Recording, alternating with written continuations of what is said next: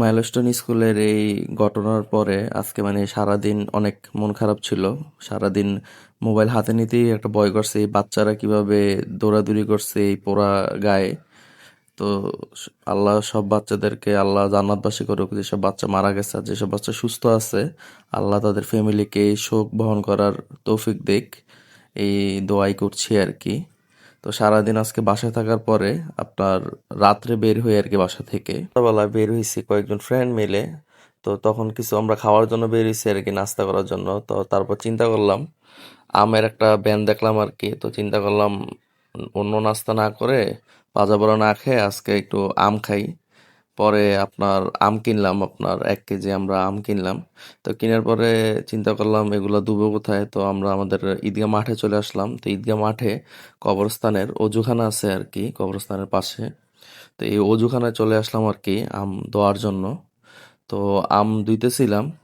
তো আমের যে পলিথিন দিছে ওই পলিথিনে আপনার পানি ঢুকে একবারে সব আম একসাথে ধুয়ে ফেললাম আর কি।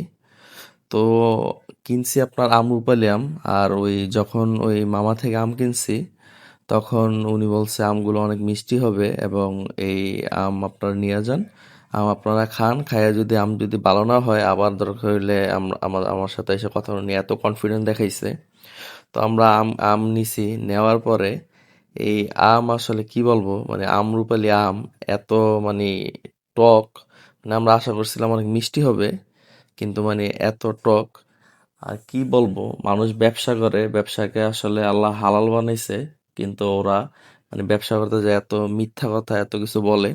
আসলে আম যে টক হইছে এই কারণে যে আমাদের খুব ইয়া জিনিসটা তা না, মানে এই যে মিথ্যা কথা বলে যে ব্যবসা করে, মানে এই কারণে আমাদের ক্ষোভ আর কি। তো পরে আর কি করার, যেহেতু আম কিনছি আর সবারই একটু খিদা ছিল, আবার টাকা দিয়ে কিনছি, তো ওই কারণে আপনার আম ওইখানেই খাই আর কি, আমগুলা শেষ করি আর কি। আম আমরা ফালাই নেই আর কি।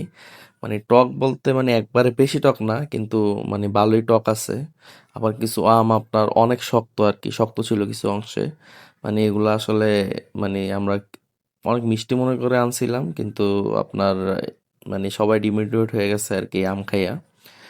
যাই হোক, মানে আল্লাহ ওনাকে আপনার হেদায়েত করুক, আর কিছু বলার নাই। যদিও আমরা যাওয়ার সময় মানে ওনাকে বলে গেছি আর কি, মামা এইভাবে আপনারা আপনারা যে আমাকে ঠকাইছেন এটা তো কাজটা ঠিক করার নাই। তো উনি বলছে মামা আমি বুঝতে পারিনি এই সেই, কিন্তু অথচ উনি সারাদিন আম বিক্রি করছে। আম ছিল আপনার মাত্র 2 কেজির মতো ওনার অবশিষ্ট। তো আমরা এই লাস্ট 1 কেজি খাইছিলাম আর কি।